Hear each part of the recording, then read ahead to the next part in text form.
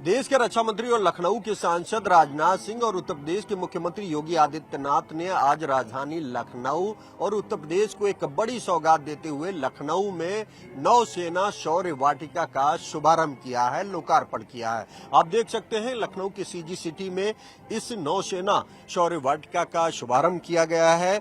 इस नौसेना शौर्य वाटिका के जरिए आने वाली पीढ़ी को नौसेना के बारे में बताया जाएगा। आप देख सकते हैं कि नौसेना शौर्य वाटिका में तमाम तरह के जो नेवी के जहाज हैं, जो एयरक्राफ्ट हैं, जो गन्स हैं, उनके बारे में यहाँ पर प्रदर्शन किया गया है, उन हथियारों को लगाया गया है। आप देख सकते हैं ये वो स्वरूप होगा जो आने वाले दिनों में नौसेना शौर्य वाटिका के तहत आपको नजर आएगा। पहले चरण के तहत 2 एकड़ में करीब 17 करोड़ की लागत से आप देख सकते हैं कि जो नौसेना के युद्धपोत हैं उनके विभिन्न पार्ट्स यहाँ पर लगाए गए हैं। आप देख रहे हैं कि ये जो भारतीय नौसेना पोत गोमती है उसके यहाँ पर 19 पार्ट्स यहाँ पर डिस्प्ले किए गए हैं, जो आने वाले समय में न सिर्फ राजधानी लखनऊ के बल्कि उत्तर प्रदेश के लोग आकर देख सकेंगे। सबसे पहले मैं आपको बताना चाहूँगा कि भारतीय नौसेना की जो गाइडेड मिसाइल है फ्रिगेट भारतीय नौसेना पोत गोमती ने 16 अप्रैल 1988 को कमीशन किए जाने के बाद से 34 वर्षों तक राष्ट्र की सेवा की। यह भारत की स्वदेशी जहाज निर्माण क्षमता और आत्मनिर्भर भारत की भावना का गौरवशाली प्रमाण थी एवं भारत के समुद्री हितों की रक्षा करते हुए साहस, सतर्कता और अटूट संकल्प का प्रतीक रही है। पवित्र गोमती नदी पर नामित इस जहाज ने लखनऊ के गौरव को विश्व के हर कोने तक पहुंचाया। गोमती के शांत तट पर स्थित 76 मंजिल को दर्शाने वाले इसके प्रतीक चिन्ह इस भव्य नगर नदी एवं समुद्र के बीच एक शाश्वत बंधन का प्रतीक है। इसे 28 मई 2022 को सेवा मुक्त कर दिया गया, लेकिन इसकी आत्मा नौसेना शौर्य वाटिका स्थल जहां आप उपस्थित हैं में जीवित है, जहां इसके संरक्षित हथियार, सेंसर उपकरण, कर्तव्य, बलिदान और वीरता के चिर अस्थायी प्रतीक के रूप में खड़े हुए नजर आ रहे हैं। सबसे पहले हम आपको दिखाएंगे कि ये INS गोमती पर लगी AK-726 मीडियम रेंज तोप है, जो INS गोमती पर स्थापित थी, उसे अब इस शौर्य वाटिका में लगाया गया है। आप देख सकते हैं कि इस बड़ी तोप के जरिए AK-726 एक 2 बैरल वाली नौसैनिक तोप है, जिसका उपयोग युद्धपोतों पर दुश्मन के जहाजों, विमानों और मिसाइल को निशाना बनाने के लिए किया जाता है, या 15.5 किलोमीटर तक की दूरी पर स्थित जहाजों और नावों को और आकाश 10 किलोमीटर तक की दूरी पर स्थित दुश्मन के विमान और मिसाइलों को निशाना बना सकती है। यह तोप प्रति मिनट 90 से 80 गोले दागने में सक्षम है। इसी तरह के जो 19 उपकरण हैं जो इस मिसाइल पर लगे हुए थे वो यहाँ पर लगाए गए हैं, दिखाए गए हैं।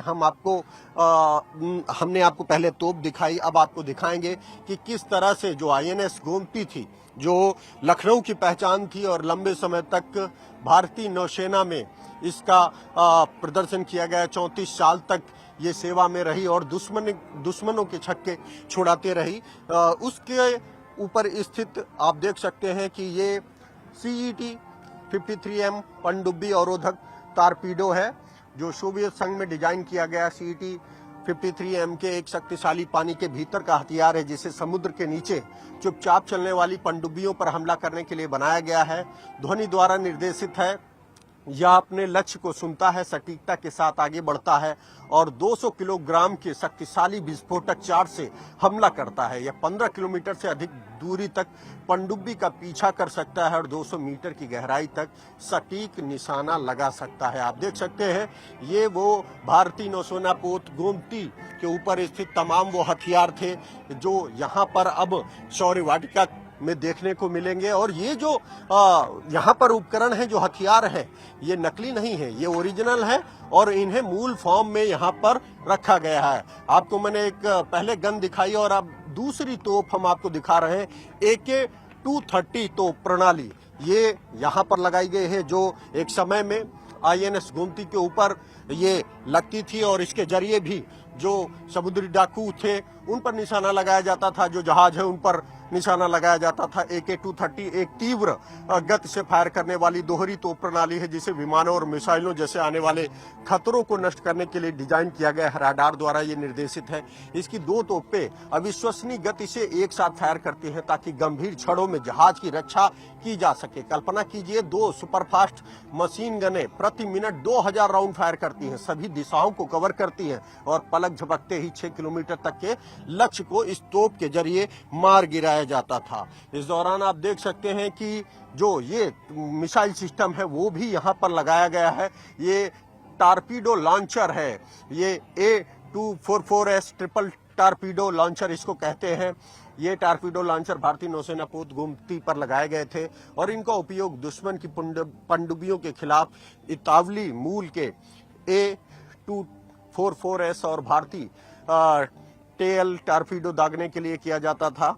एक बार दागे जाने के बाद यह टारपीडो 70 किलोमीटर प्रति घंटे की गति से आगे बढ़ते हुए दुश्मन की पनडुब्बियों को निशाना बनाकर नष्ट करने के लिए 450 मीटर तक की गहराई में गोता लगाते थे। इन टारपीडो में उन्नत सोनार प्रणाली लगी होती है, जो पनडुब्बी के इन टारपीडो से बचने की कोशिश करने पर भी लगातार पीछा करने में मदद करती है। आप देख सकते हैं कि ये अत्याधुनिक हथियार जो थे उस वक्त इस गोमती पर लगाए गए थे, जिसके जरिए भारत की सुरक्षा की जाती थी। अब दूसरा आप देखें, यहाँ पर ये लगाया गया है, इनके जरिए लगातार ये वही टारपीडो लॉन्चर हैं जिनके जरिए हमला किया जा सकता था। दूसरी ओर हम आपको दिखाना चाहेंगे कि आप ये जो बड़े बड़े ये मिसाइल सिस्टम देख रहे हैं। दूसरी ओर यहाँ पर जो मिसाइल है एक हम आपको दिखाएंगे, RZ-13।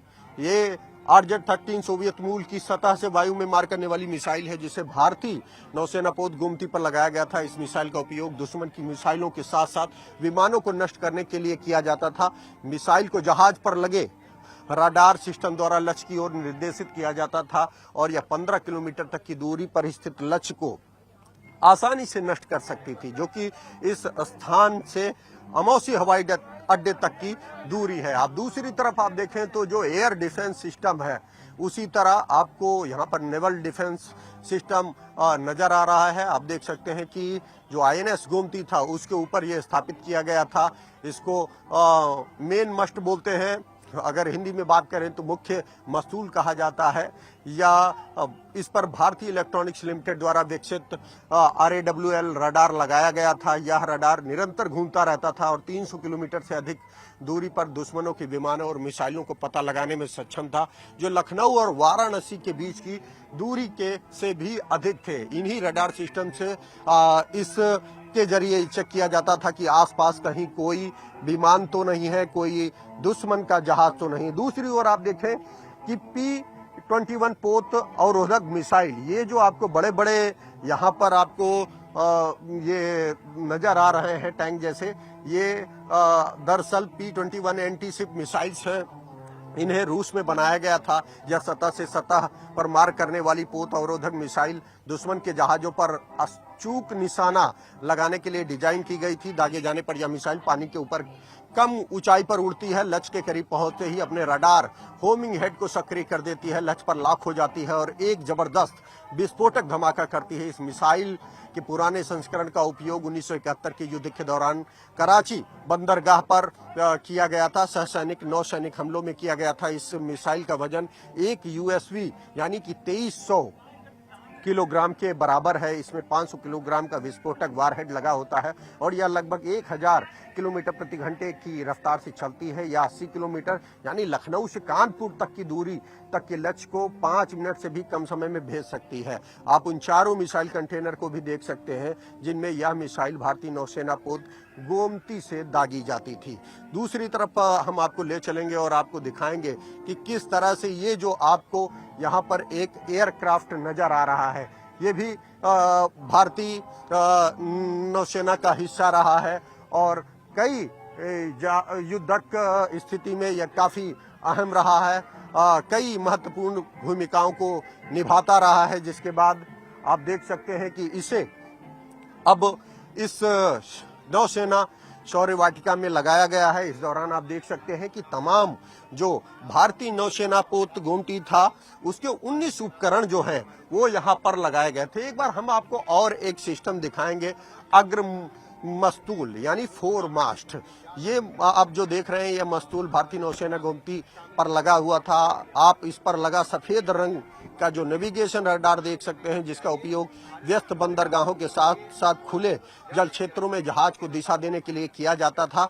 इसके ऊपर एक गुंबद है, इसमें इलेक्ट्रॉनिक्स युद्ध उपकरण लगे हैं जिनका उपयोग दुश्मन के रडार प्रसारणों को जांचकर और दुश्मन के जहाज, विमानों और मिसाइलों को हमारे जहाज का पता लगाने से पहले ही निशाना बनाने के लिए किया जाता था, जिसके जरिए किसी भी समय किसी भी पल भारतीय नौसेना अपने जो दुश्मन है उनको मुंहतोड़ जवाब दे सकती थी। आप देख सकते हैं कि तमाम यहाँ पर वो किस तरह से इसे बनाया गया, इस पार को किस तरह से यहाँ पर इस आने वाली पीढ़ी को बताने के लिए लगाया गया, वो यहाँ पर लगा हुआ है। आप इस जहाज को देख सकते हैं, ये जो जहाज है इसका नाम TU-142 है, समुद्री गश्ती विमान है।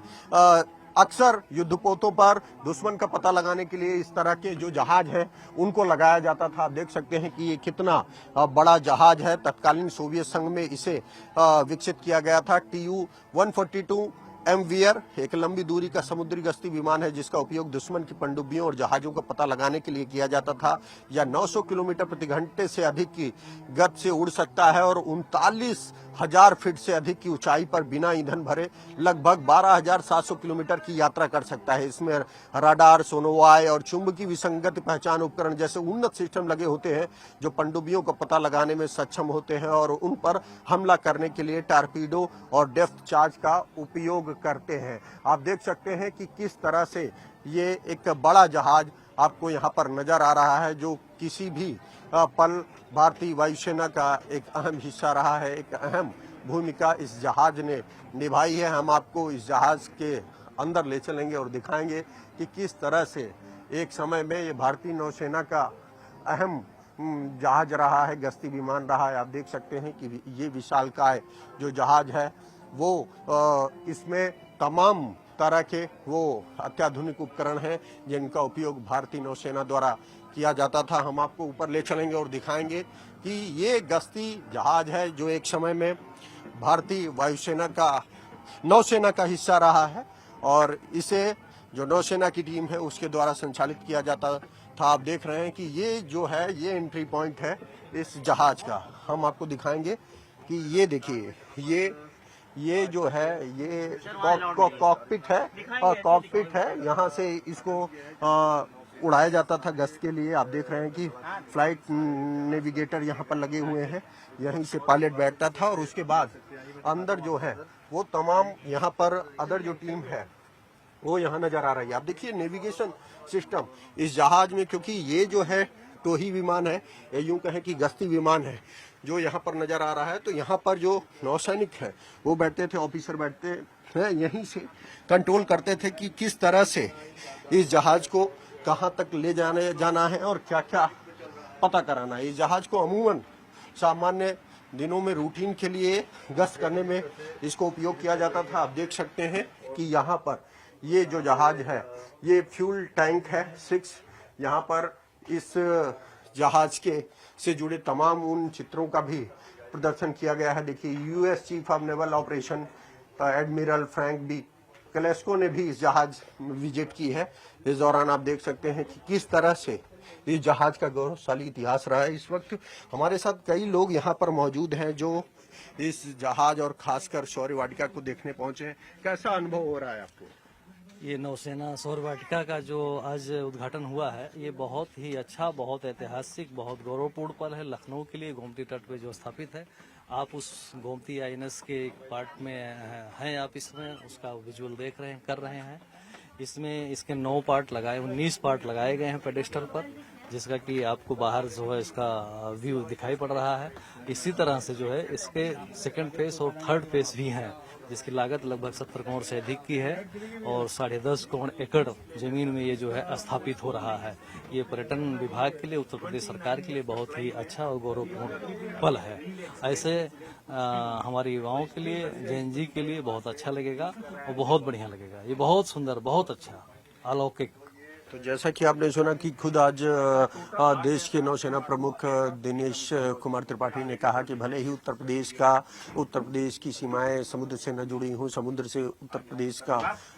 का उत्तर प्रदेश से नाता ना हो, लेकिन उत्तर प्रदेश का जो है वो जरूर समुद्र से नाता रहा है। आप देख सकते हैं कि ये वो जहाज है जिसमें इस वक्त हम लोग आपको दिखा रहे हैं। हमारे साथ कुछ लोग मौजूद हैं जिनसे हम जानना चाहेंगे कि क्या सर रहा है इसमें, क्या कहेंगे इस जहाज के बारे में, क्या बेसिक जानकारी देना चाहेंगे? ये ह्यूज एयरक्राफ्ट है सर, TU-142M मैरीटाइम रिकॉग्नाइजेशन। और इस एयरक्राफ्ट का ये है कि ये एंटी सबमरीन वारफेयर एयरक्राफ्ट है। ASW, हवा में उड़ते हुए दुश्मन के सबमरीन को सर्च करना और डिस्ट्रॉय करना sir. Long range maritime recognisation sir. इसकी क्या खासियत है? एक लंबे समय तक सेवा में रहा है इसने, 29 ईयर्स के पीरियड में इसने 3 युद्ध को लड़ा, कैक्टस, कारगिल और पराक्रम सर। इस दौरान थोड़ा आप यहीं से बताना चाहेंगे कि ये जो बेसिक सर ये ऑलरेडी एक सब टेक्निकल कंपार्टमेंट है, रेडियो इक्विपमेंट है। और जहाँ पे आप खड़े हो अभी, जहाँ पे हम कुछ आपको बता रहे हैं, ये हमारा बम कंपार्टमेंट है, जहाँ पे बम्स, मिसाइल्स और सोनोबॉय की लोडिंग होती है सर, और यहीं से ड्रॉपिंग होती है। तो ये क्या माना जाए जो ये मिरर लगा हुआ है? मिरर नहीं लगा है सर। जिस प्लेटफॉर्म पे आप चल रहे हो ऐसा कुछ प्लेटफॉर्म नहीं होता है। नीचे का जो डोर देख रहे हैं ना, डोर क्लोज रहता है। जी जी। अब जब जरूरत के हिसाब से ओपन कीजिए और ड्रॉप कीजिए सर। Okay okay. हाँ सर जी। तो जैसा कि आपने सुना कि ये जो तमाम यहाँ पर बम ब्लॉक बताते हैं, ये बॉम्बे लिखा हुआ है, और नीचे जो आप देख रहे हैं जो आपको ट्रांसपेरेंट नजर आ रहा है, इसको जब जहाज जब ऊपर रहता है, हवा में रहता है, तो बस इसको जो डोर है उसको खोला जाता है और यहीं से ये बम जो है ये ड्रॉप किए जाते हैं, जो कुछ ही सेकंड्स में दुश्मन का नेस्तनाबूद कर सकते हैं, उसका अस्तित्व मिटा सकते हैं। तो कुल मिलाकर एक बार भारतीय नौसेना ने उत्तर प्रदेश के लिए युवाओं को एक मौका दिया है, नई पीढ़ियों की मौका दिया है कि जो लोग नौसेना के तट पर जाकर नहीं देख सकते, वो राजधानी लखनऊ में ही आकर इस नौसेना शौर्य वाटिका के जरिए न सिर्फ नौसेना को देख सकते हैं, जान सकते हैं, बल्कि नौसेना के गौरवशाली इतिहास को भी वो सुन सकते हैं, समझ सकते हैं, ताकि आने वाली पीढ़ी को भी नौसेना के से प्रेरणा मिल सके और जो नौसेना के सैकड़ों जवानों ने देश के लिए बलिदान किया है उनको भी सलाम कर सके, सैल्यूट कर सके। कैमरामैन गोपी गिरी के साथ राजीव प्रताप सिंह, न्यूज़ 18 लखनऊ।